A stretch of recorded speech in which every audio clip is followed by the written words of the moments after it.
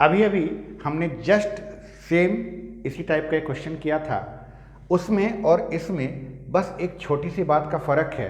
उस क्वेश्चन में हमें डायरेक्शन कोसाइन दिया हुआ था, यहाँ पर डायरेक्शन रेशियो दिया हुआ है, लेकिन दोनों को बनाने में बहुत फ़र्क पड़ता है।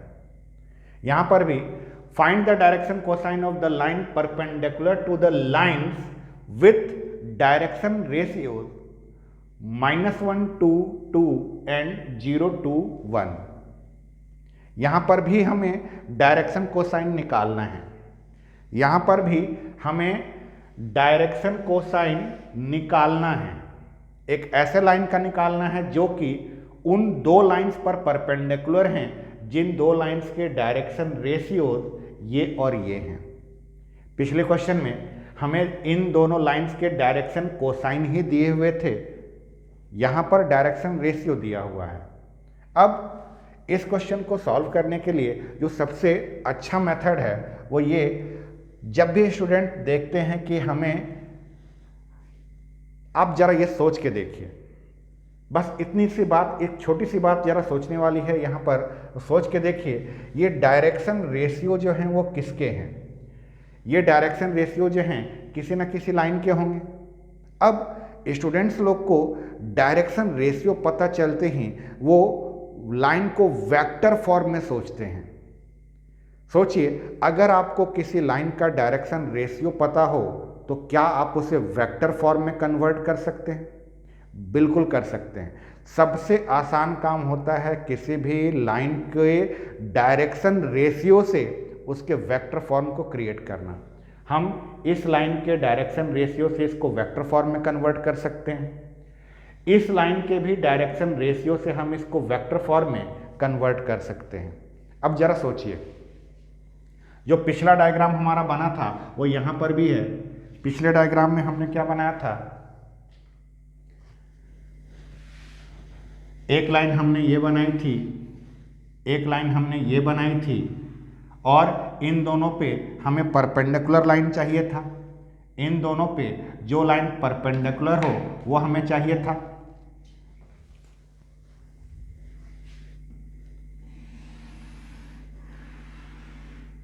हमें इस लाइन का डायरेक्शन कोसाइन निकालना है और ये दोनों लाइन के डायरेक्शन रेशियो दिए हुए हैं। अब सोचिए कितना आसानी से हम इस लाइन को वेक्टर फॉर्म में कन्वर्ट कर सकते हैं। इस लाइन को भी हम कितनी आसानी से वेक्टर फॉर्म में कन्वर्ट कर सकते हैं। अगर हमें डायरेक्शन रेशियो पता है तो हम इस लाइन को वेक्टर फॉर्म में बड़े आराम से कन्वर्ट कर सकते हैं। अब आप सोच रहे होंगे कि इसे वेक्टर फॉर्म में कन्वर्ट करने से हमें क्या फ़ायदा होगा। वेक्टर फॉर्म में कन्वर्ट करने से क्या फ़ायदा होगा ये सोचने से पहले जरा सोचिए, वेक्टर फॉर्म में क्या आपने ऐसा कहीं देखा है? जी हाँ, जब हम दो वेक्टर्स का क्रॉस प्रोडक्ट निकालते हैं, जब हम दो वेक्टर्स का क्रॉस प्रोडक्ट निकालते हैं तब उस क्रॉस प्रोडक्ट में हमें एक परपेंडिकुलर वेक्टर मिलता है। दो वेक्टर्स के क्रॉस प्रोडक्ट से हमें एक परपेंडिकुलर वेक्टर मिलता है।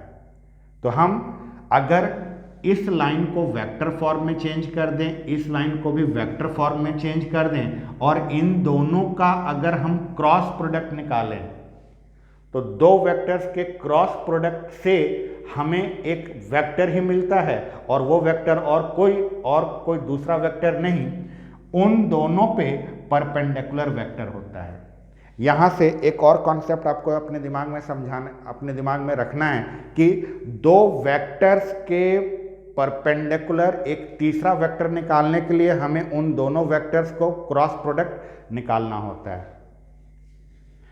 तो चलिए हम क्या करते हैं, ये जो डायरेक्शन रेशियो दिया हुआ है पहली लाइन का, इससे इसको हम वेक्टर फॉर्म में चेंज करते हैं।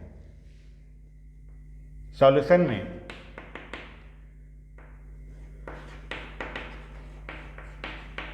डायरेक्शन रेशियो ऑफ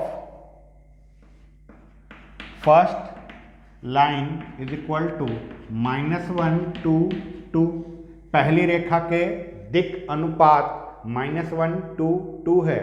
चलिए इसको जब हम वेक्टर फॉर्म में लिखते हैं मान लीजिए कि ये लाइन जो है हमारा ए वेक्टर है, तो वेक्टर फॉर्म में ये आएगा minus i cap plus 2j cap plus का 2k कैप। वेक्टर फॉर्म में चेंज हो गया। बड़ा ही आसान होता है, किसी भी डायरेक्शन रेशियो अगर पता है आई जे के लगा दीजिए, वो हमारा वेक्टर हो जाता है। ठीक ऐसे ही दूसरे वाले लाइन के लिए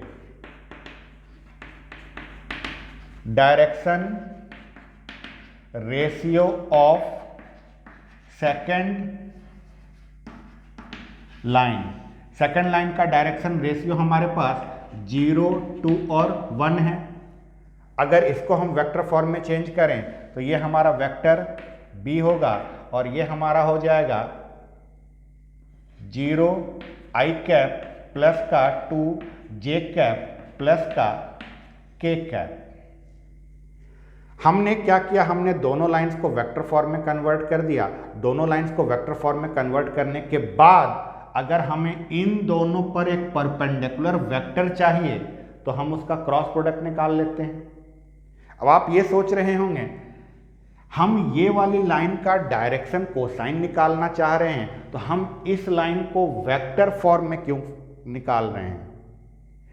अगर हमें ये लाइन वेक्टर के फॉर्म में मिल गई तो आप सोचिए, दुनिया के किसी भी वेक्टर से क्या आप उसका डायरेक्शन कोसाइन पता कर सकते हैं?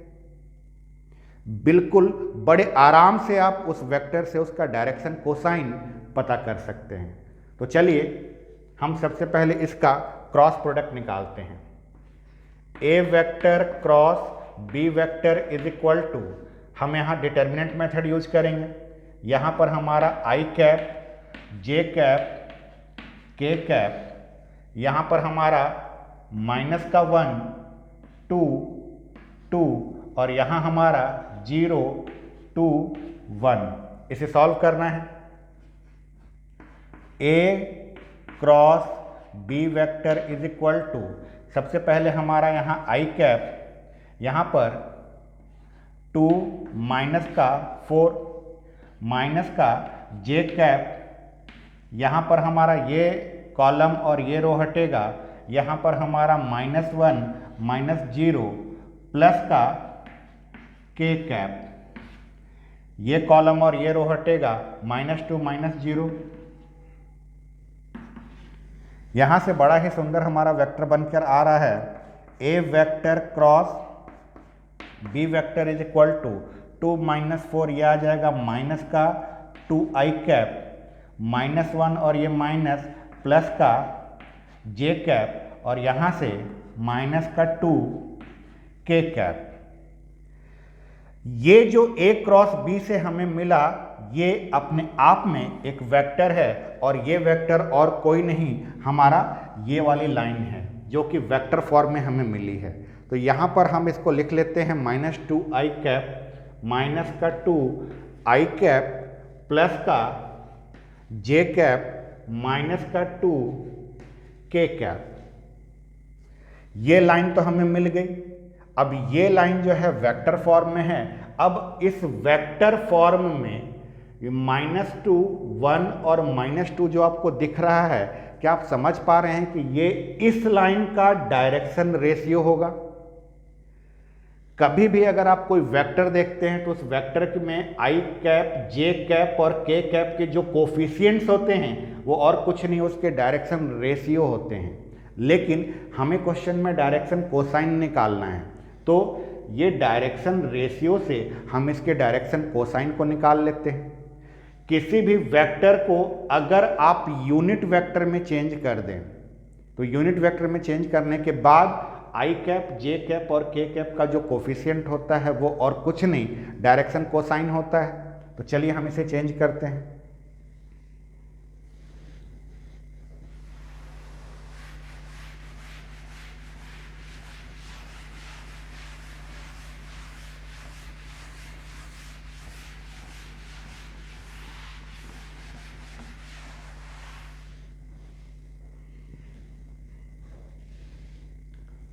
अगर हम इसे यूनिट वेक्टर में चेंज करें तो सबसे पहले हम इसका मॉड निकाल लेते हैं।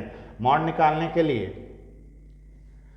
हम पहले इसको एक वेक्टर का नाम दे देते हैं। ये जो है मान लीजिए हमारा ये था ए वेक्टर, ये था बी वेक्टर, ये मान लीजिए हमारा सी वेक्टर है। तो हम सबसे पहले सी वेक्टर का मॉड निकाल लेते हैं। सी वेक्टर का मॉड होगा अंडर रूट -2 का होल स्क्वायर प्लस 1 का होल स्क्वायर प्लस का -2 का होल स्क्वायर। ये हमारे पास आ जाएगा 2 2 जा 4 और 4 8 और 1 9, 9 का root under is equal to में 3। अब हम इसको यूनिट वेक्टर में जब चेंज करेंगे तो यूनिट वेक्टर जो होगा सी कैप से रिप्रेजेंट होगा और ये अपने आप में आएगा vector C upon mod C vector. तो यहाँ से आएगा माइनस का 2i कैप प्लस का j कैप माइनस का 2k कैप अपॉन 3। ये 3 सब में डिस्ट्रीब्यूट कर देते हैं। ये 3 जब हम सब में डिस्ट्रीब्यूट करेंगे तो c कैप जो है हमारा -2/3 i cap plus 1/3 j cap -2/3 k cap आएगा। अगर ये अपने आप में एक यूनिट वेक्टर है, अगर ये अपने आप में एक यूनिट वेक्टर है तो ये -2/3 1/3 और -2/3 और कुछ नहीं, इसके डायरेक्शन कोसाइंस हैं। Hence, direction cosines of the required line are